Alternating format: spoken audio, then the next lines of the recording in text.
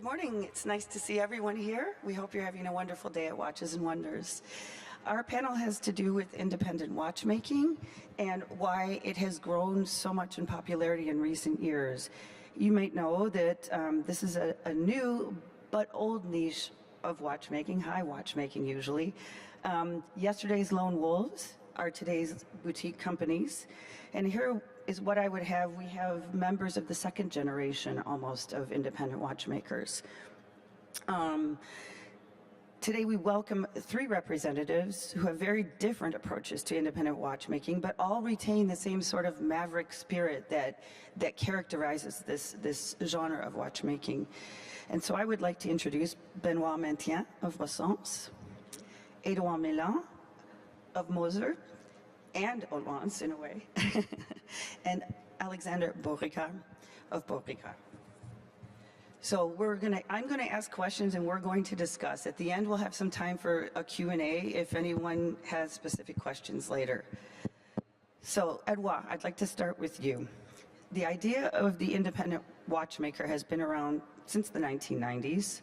Would you agree with my time frame? And is there an original independent watchmaker who inspired you? I tend to agree. I think it really started with brands like Overk, Richard Mille, and even Haute-Lance.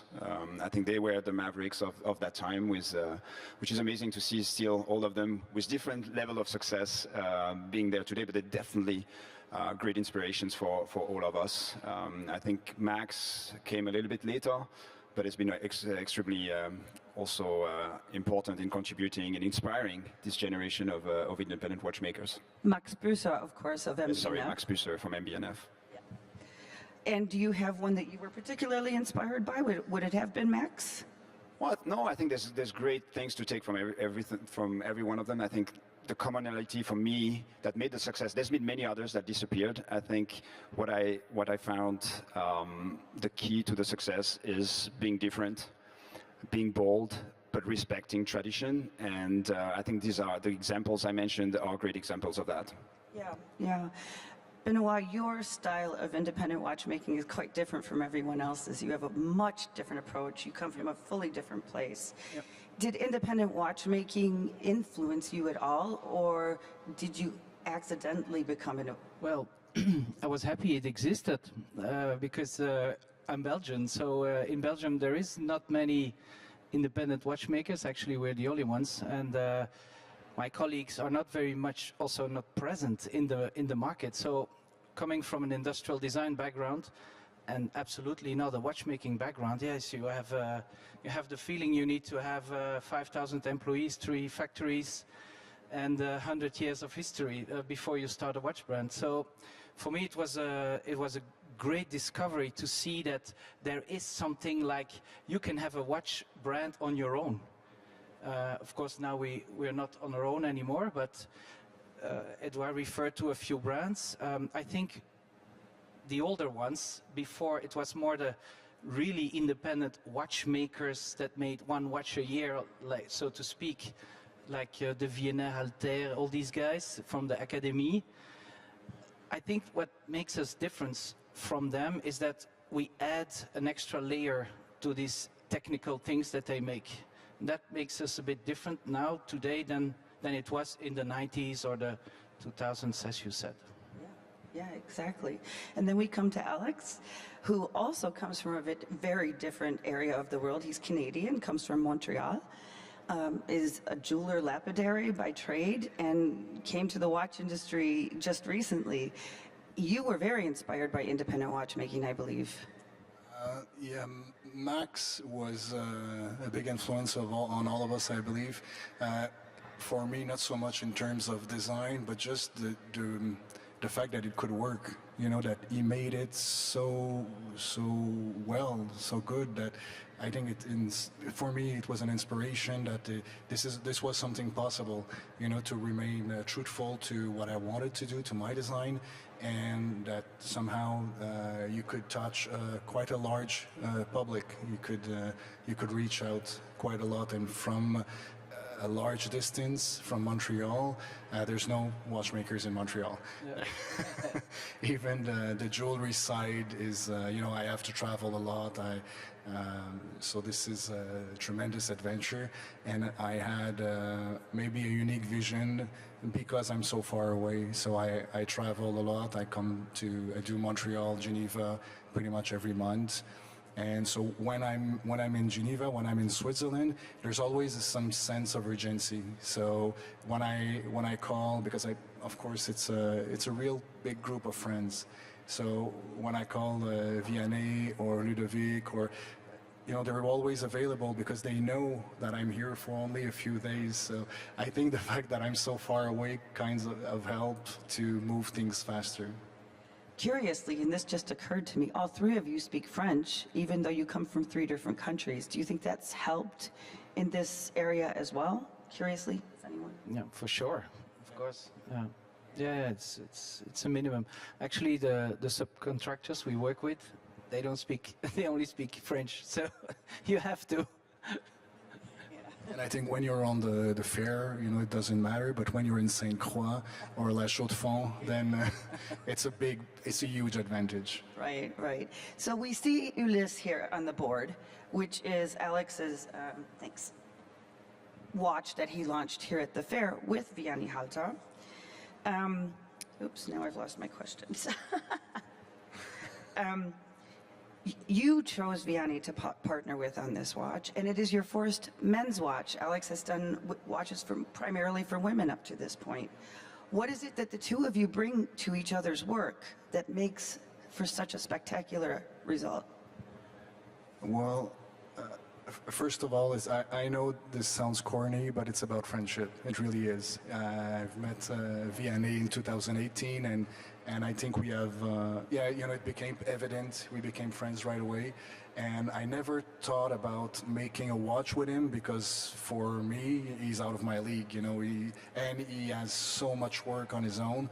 So it's in last November in the Dubai Watch Week that we saw each other, and almost as a joke, I asked him, "Can you make me a movement?" And he said yes. So that was last November.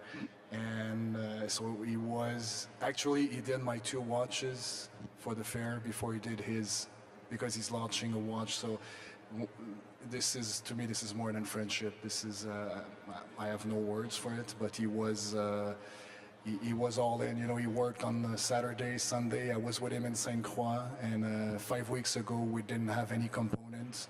So it's Vianney, but it's also all the, there's a team. There's always a big team behind. People only see us, but Philippe Narbel in l'Abbaye, he worked the weekend to do the finishing on the bridges, and for Vianney's team, not just him, there was no Friday and Monday off for the holidays, so everyone came into work, and I think that's also a big part of the independent spirit. They go the extra mile because everyone is on it. Everyone is passionate about what they do, and everyone. I think we really love each other. when you do a dinner with independent, when you see the friends, that's a big part of the spirit of the independent, I believe. I agree with you 100%, which brings me to Eduard's collaboration that we were just talking about with MB&F that launched a few years ago. As 2 very established boutique brands, what did this spectacular collaboration bring to both of you, or each of you, or you maybe? We need to ask them, but we're looking back. I think it was a milestone for both brands. We were in the middle of pandemic. It was May 2020. We were all stuck at home. I remember discussing with Max. We had developed this amazing collaboration. We were like, oh my God, the world is falling apart. We have this watch we need to launch. Should we do it? All the stores are closed. And we went for it. We said, let's just do it. Let's just push it out. And it just became kind of viral because probably everybody, because they were stuck at home, were connected, started looking. They wanted some positive news. The fact that 2 brands collaborate was interesting. I mean, this industry is not known that much for collaboration. Of course, we have those kind of fairs, but I think we could do way better. And it was one of the first collaborations that actually came out back then. For me, the reason why we collaborated with Max, the first one was, first we had been working together. We supply MB&F and many others with hairsprings, so a key element of the watches. So we knew each other. Of course, as we all said, inspiration, friendship, helping each other was very important. And Max is kind of the king of collaboration. He had done many, and one day he came to me and said, hey, I would love to do an MB&F with a Moser dial. And I said, well, I'm honored, but I think it would be cool to do it both ways, to create something that goes in both directions. And to be honest, the result is amazing. We have those 2 collections that were a huge success, brought a lot to the brand. But the best part was the journey, is working together. We're very different. We appreciate each other. He was at the booth a few minutes ago because we were preparing something for Only Watch. And we're just laughing about this and this journey, learning from each other. Max is so much into the details. I'm much more of a pragmatic, and having those discussions where it's like, you know, the angle here, like we could do it even better. I'm like, come on, Max, we're not going to spend months in correcting this. Let's just do it. And that was fun. And I think both teams also learn from each other. And I think that's really the best part. And speaking of friendship and collaboration, your watch for Only Watch is again a collaboration with Max. Yeah, exactly. So on 10th of May, a bit of advertising, we will be auctioning the Pandemonium with Only Watch. So happy that it's back on the agenda. It's going to be a huge event for us, the industry. Many of the independents are supporting it. It's really pieces that everybody has been creating, small companies, big companies, to support a good cause on our cause. And I think it's amazing to see everybody coming together, collaborate for a good cause. Exactly, and that's also another sort of friendship aspect, I find. Anyway. It's a win-win. Of course, there's a lot of aspects behind it, but yeah, it's definitely a friendship thing. Yeah, exactly. Benoit, you haven't done a collaboration yet, but... I've done many, but not with my colleagues yet. Exactly. Yet. You should. Ooh. But from everyone sitting here, you might have the least formal watchmaking background. Yep. Which is probably why your products are so different from everyone else's. There was one just up here a moment ago. It's coming next. Next. Yeah. But as you've already been here for 14 years, and as far as I can tell, quite successfully, what did it take for you to get noticed by clients in such a field where you were new and different? Well, first of all, I think that we are in an ecosystem with many other brands. When you start your own brand, you better have something that differentiates yourself from the rest. Unfortunately, I still see new companies coming with something that you say, I think I've seen that already 20 times. And I don't understand that. So for us, actually it's my background that helped me in that. As an industrial designer, you look at watchmaking from a very different perspective. Most brands were created by watchmaker, and it's quite an obvious thing to do, to become from watchmaker going to a watch brand. But as an industrial designer, you approach it from a completely different approach. You start with the user. And so your approach towards the watch is a very, very different one. The functionality, the way you represent the time is actually more important for you than how you do it. It's the gears, things like that. For us, yes, we have them and a lot, but we hide them. And so we have a very, very different approach indeed. I think people recognize it. Yeah, very different, but it's still traditional watchmaking. Yes. Even if one or two parts in there is not used in any other watch in the world. It's true. Yeah, exactly. And a few years ago, you came out with a sort of hybrid electronic watch. Yes. What happened then? Yes. So actually the idea that we had, again, focusing on the functionality, focusing on the relationship that you have with the watch, we thought that the crown was quite a old-fashioned thing that maybe you can automate. In all your car, you have an automated gearbox. But you're still, so we thought, let's keep the integrity of the mechanical watch, because that's where the empathy comes from. But the crown function, you can perfectly automate it. And so we created a technology that we called e-crown. And this technology sets the mechanical watch automatically to a certain time zone that you have learned to the watch before. And you can switch between time zones, etc. You can discover it, of course, on our booth. I will also do some promotion here. But I had people, when I introduced it, from the industry on my booths saying that I did not have my place or my in this show because of the technology I was working with. So you still feel that there is still a little trauma from the quartz crisis around.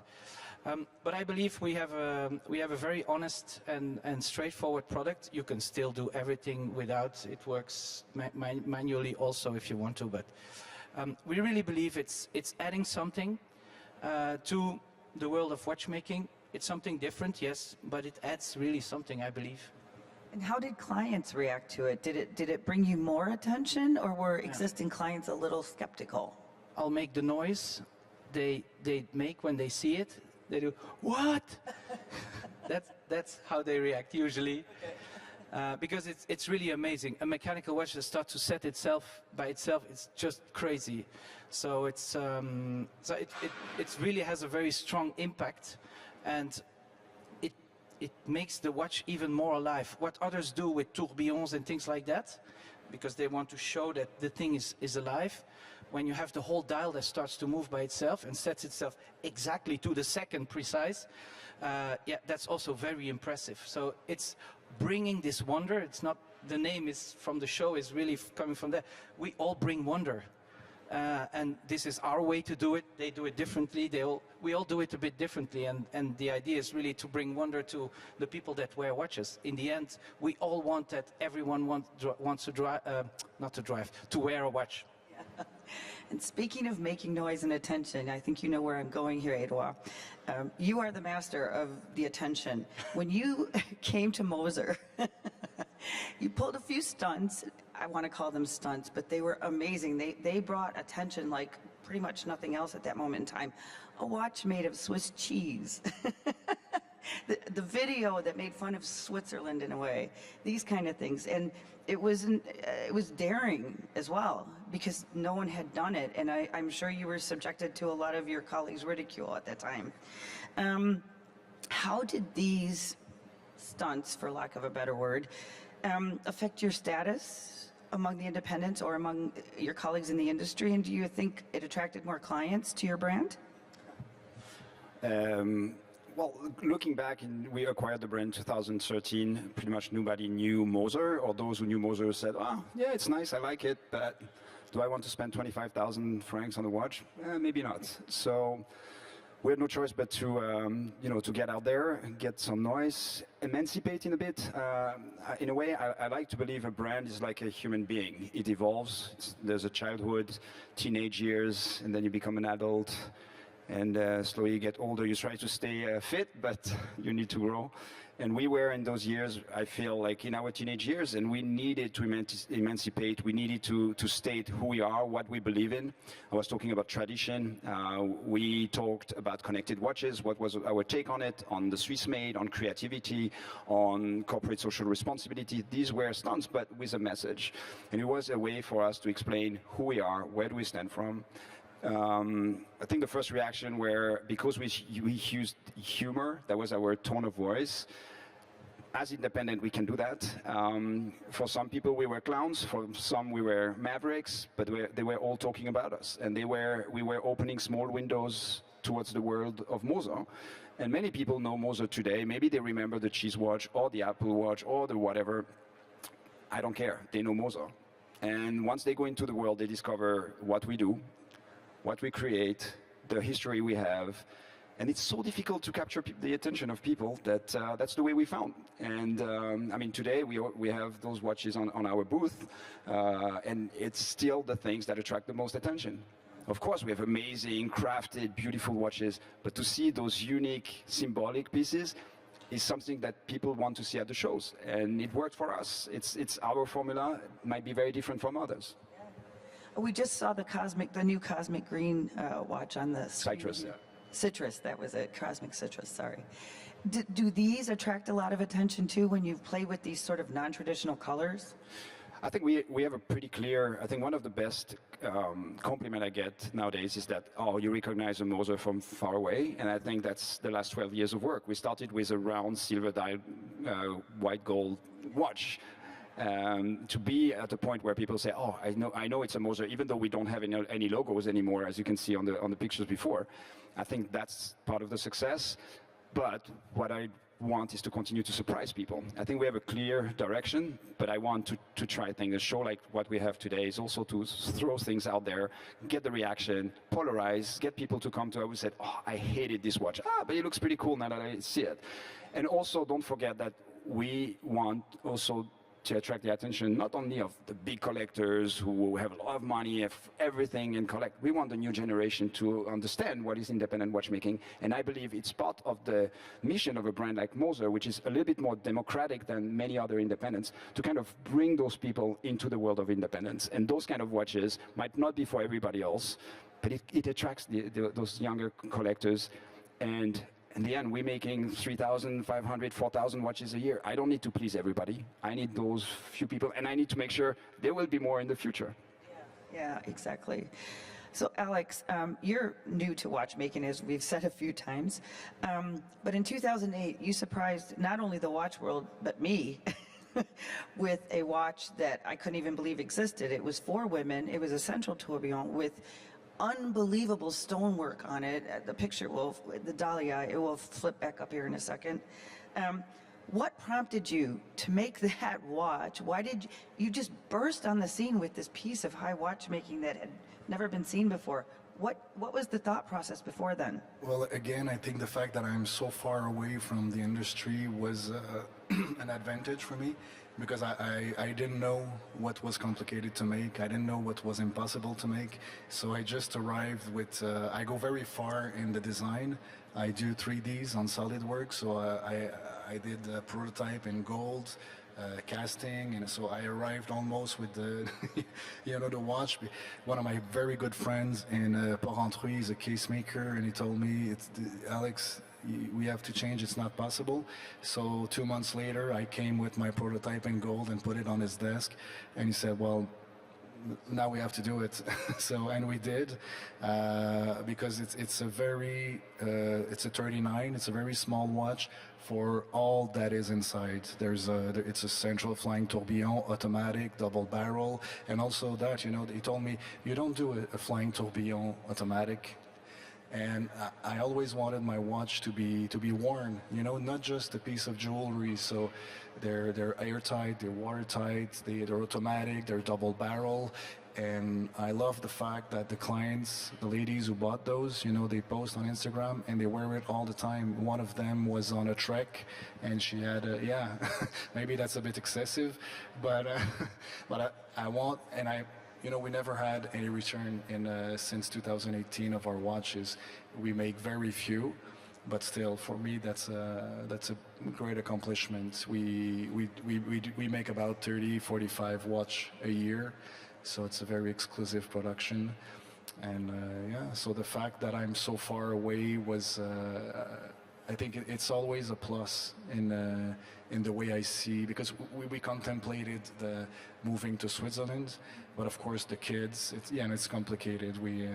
They have their life, and the more I think about it, I think it's and the fact that Max told me that he lives in Dubai, so I said, strangely, talking about it now, I realized how much of an influence he was, not in terms of product, but in terms of way of doing. The fact that he could do this from so far away, I was like, okay, so that can be done, and voila.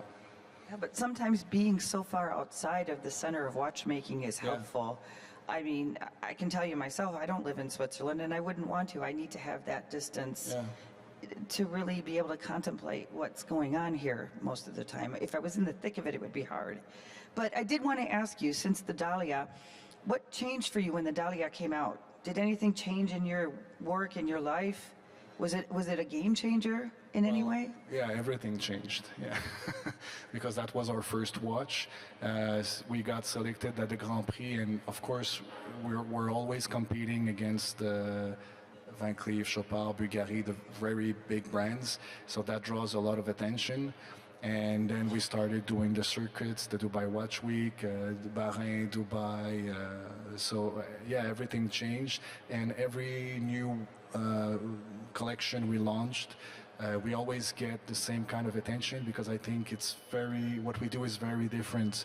You know, like Moser, we don't have any logos on our watch for the same reason, because from 10 meters away you can tell it's a Beauregard. There's no way you will mistake it for another brand.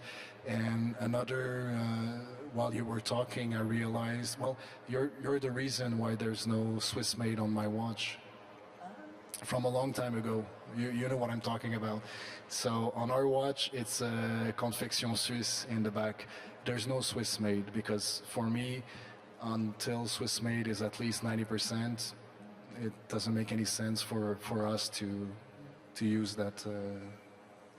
I think we also have no logo on our watch. We just have the hand on it, and I think this is a very interesting thing. And when you talk about independent watchmaking, I'm sorry, when we talk about independent watchmaking, I think what is central to all these brands is that we don't sell brands, we sell products. And I think this is a very, and that's why we don't need to put a logo on it, because I think most people, and it's perfect, I have no problem with it, but most people buy a brand when they buy a watch. But where for us it's something, you have to put a name on it. So for Essence it's on the back. I think for Moser too, I don't know for you, but so it's not the relevant thing. Right. But we say, collectors of independent watchmaking and people who are interested in it also say you're not buying the product or the brand, you're buying the watchmaker. Mm-hmm. Do you agree with that as well? Well, you buy a philosophy. You buy philosophy clearly, and you have three very different types of philosophies here, and that's the wonder of watchmaking. You have very different types of propositions, and we are filling gaps with our products. Precisely. As we're at this topic right here, Edouard, this is an interesting aspect. Your brand is part of a small group, which isn't something that's normally associated with an independent watchmaker, although that's beginning to change a little bit. H. Moser and Precision Engineering acquired Haute Lance. That was an independent watchmaker that's now 20 years old. So this begs the question sometimes, when does an independent watchmaker stop being an independent watchmaker, and how would you categorize this maker?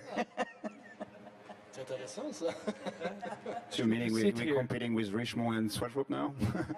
Maybe you should not sit here now. I think it's a mindset. I think it's how you contribute also to this industry. It's an ecosystem, as you said. I think we're selling even more than products. We're selling art, and it's the way we think, the way we sell, the way we create that is independent. And being independent, I mean, Rolex is independent, right? So I think it's more about this philosophy we have in creating pieces in a very different way that contributes to pushing this industry way beyond what it's been for many years. I think we need the big brands, and the big brands need us. They need us to find new ideas, push them, look at things that Overk has developed and how other brands, bigger brands, have looked at it and made it evolve. I think it's, again, being independent is not linked to who owns you and what's your shareholding. It's about how you think and how you work. Yeah. And that was actually what I was trying to get you to say. Okay. Yeah. That's the test. Exactly. But the same can almost be said for Benoit, who's not a watchmaker either. So it is a mindset. It's more about the creativity and the concept. I see we're down to about 5 minutes, so I'm going to skip ahead to maybe one last question from me to the three of you, and then we can go to the Q&As. We were talking previously about the pandemic and what the pandemic did for independent watchmaking, how it focused a lot of attention on you. Do you think, Benoit, you could tell us what your experience was in the pandemic, how it may have increased people's awareness of you and your brand? Yeah. Well, it was a weird period, and I think suddenly the it's weird, but because of the pandemic, suddenly there was an open room for us as independent watchmakers. And this open room is called Instagram, is called social media, and is called time. And yeah, we were happy to take time, to give time, so that people could also spend more time discovering us as brands that offer a lot of depth in what they do, a lot of differentiating elements. So yes, I think for Essence, yes, for us, we were also panicked, like, oh my goodness, no production, no stores, where are we going? But then, yeah, suddenly you have a lot of people that start to get interested, and but I'll also let my colleagues answer on this point. But yeah, for us, it was a very interesting period, actually. Yeah. And Edouard, I think for your company, the pandemic really gave you a big boost. Am I correct?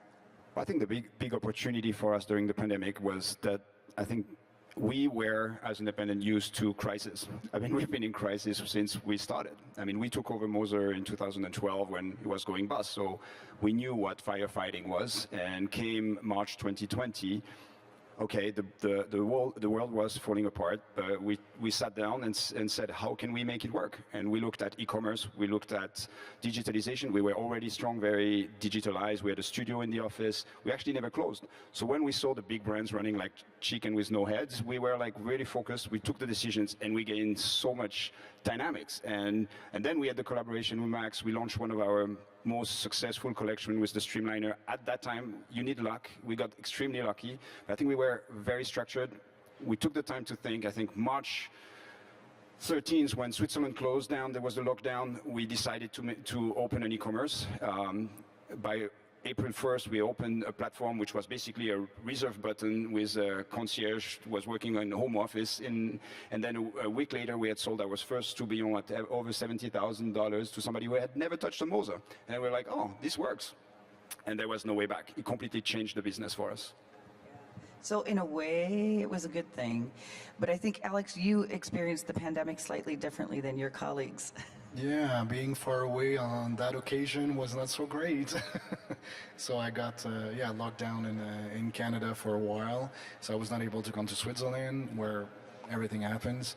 So I turned inwards in my jewelry workshop and created a new project, a new venture, something you're wearing around your neck. And so it in the end it was also good because it brought something new. And it gave me time to draw, to create, to prepare, because the men's collection I was been working on for 4 years. So suddenly I had a lot of time to work, which is good. So a period of reflection and creativity for you. Oh yeah. And a stressful period for anyone near Switzerland, I would say, because we were still trying to do business as usual. It was crazy. So we've reached pretty much the end of our time here, and so maybe we should open up to the floor if anyone has any questions for our three watchmakers. Back there? Thank you, hello. I have a question. When you were talking about having the user attention, what do you think of business model when the user is a part of, like crowdfunding for Furlan Marie or the bio business model?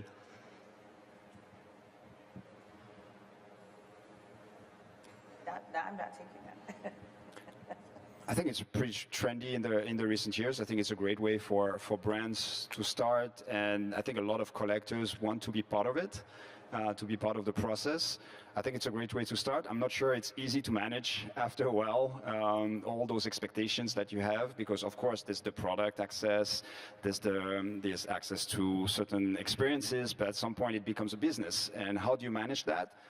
I don't know, personally, it's much easier to be 100% family-owned. There's already 3 of us with my brother and my sister, and it's already a lot of discussion, so I don't know how you manage 100 people with different mindsets where this brand should go.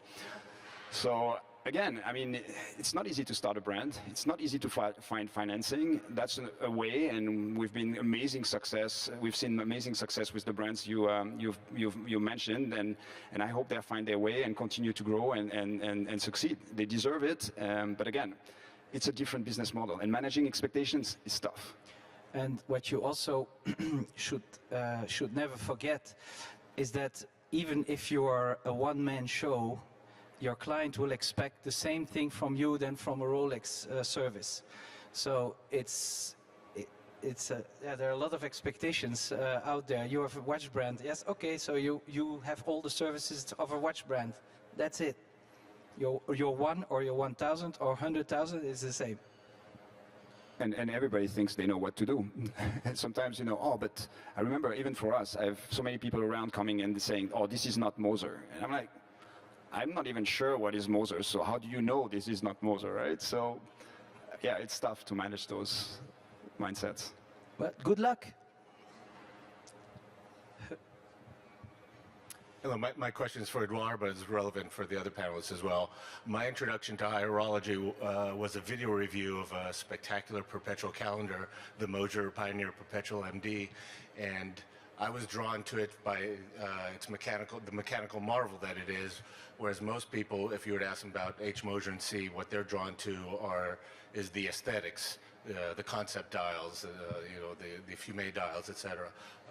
But what I'm seeing in Moser in the past year, at least, is a movement, pardon the pun, a movement towards emphasizing the mechanical aspects. You have essentially 3 new calibers you released in the past 4 to 6 months. So how do you, in the age of Instagram, this is relevant for all of the panelists, how do you, in the age of Instagram, inform and educate collectors and aspiring collectors about the mechanical aspects of the watch when what everyone sees on their wrist and on social media are the visual aspects, the aesthetic aspects of the watch? That's a great question, thank you. To be honest, it was very frustrating in the last years because the way we communicated with this touch of humor and provocation was a lot about, as you said, the aesthetics, and it's a small part of what we do. We actually, you know, have 100 people, and most of the people work on developing, constructing, producing, and assembling the mechanics, and most of the people don't know that. So it was very frustrating, and I always wondered, how can you not be boring, but talk about your capabilities? And it was big work within the team to say, how can we continue to have this small touch of humor and be us, but talk about our history and about what we do. And I'm glad to hear that it's slowly coming out there because, yeah, it can be very frustrating for us and my colleagues, all the watchmakers who are making those amazing watches. And probably 90% of the time is not on the aesthetics, but really on the mechanics, and that's what we should be able to promote. Until now, the best way to promote it was to invite people to the manufacturer, but how many people can you bring to the manufacturer? Of course, during pandemic, we had the film studio, we would do tours of the manufacturer with people from around the world. But nevertheless, very frustrating not to find, for many years, the tone to explain that. I didn't want that 15 minutes boring movie that would show you what we do, like many other brands would do. We had to find something else, and it's slowly coming out. And I hope in the future you'll see more of that. I mean, we have a campaign that is exactly focusing on that at the moment.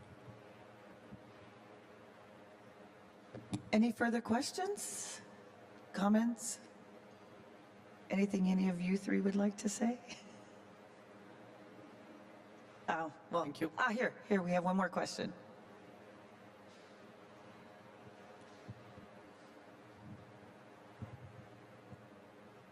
Thank you for being here and giving us the opportunity to ask a question.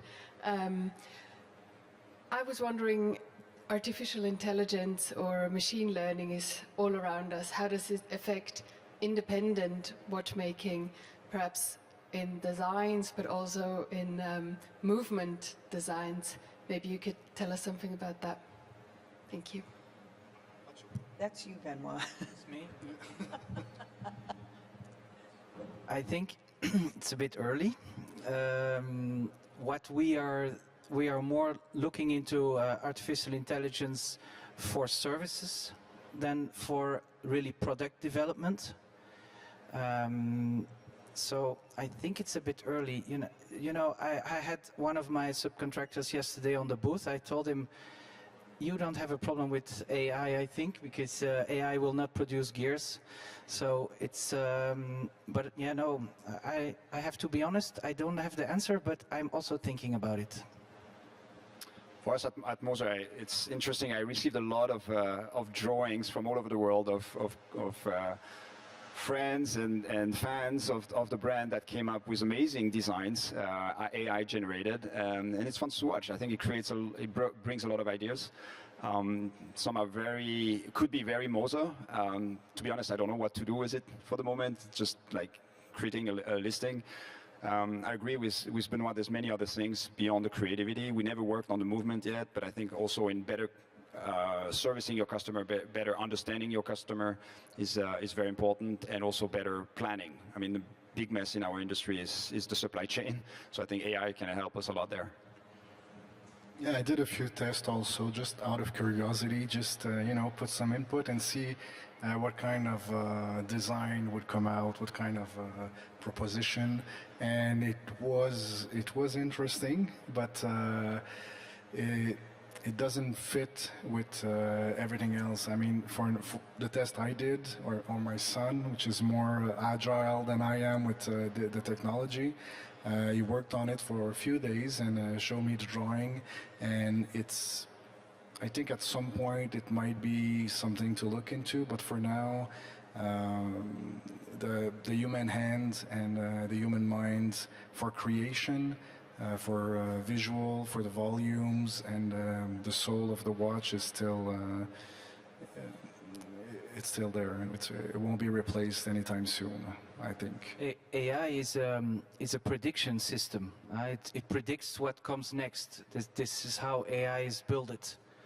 And when you create, and that's maybe my naive thinking as a human being that I will survive AI, is because I can think chaos, I can think things that a logical machine would not think, and maybe something from that comes out that the machine would not think of, because the machine takes the internet, that's his reference, and then generates something from there, something logical from there. The next word, the next drawing, the next line, the next color. We as human beings, we have other ways of thinking, fortunately. Well, I hope, I still hope, otherwise there's no reason we are here. And that's how we can come up with concepts that are not done. If we put oil in our watches, I don't think AI will come with oil in a watch. So that's because I have some chaos in my head, and then I can use that and apply it to a watch. So this is, I think, my hope that I have against AI. Okay. Well, thank you for the very interesting questions. I hope you enjoyed our talk, and I hope you enjoy the rest of your day at Watches and Wonders. Thank you. Thank you.